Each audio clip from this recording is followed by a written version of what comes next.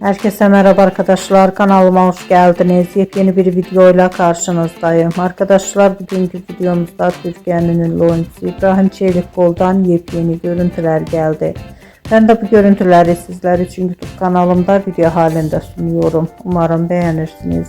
Arkadaşlar, videomu beğendiyseniz kanalımı izlemeyi ve bildirim butonuna basmayı unutmayın. Şimdilik benden bu kadar olsun. Yeni videomuzda görüşmek üzere. Hoşça kalın.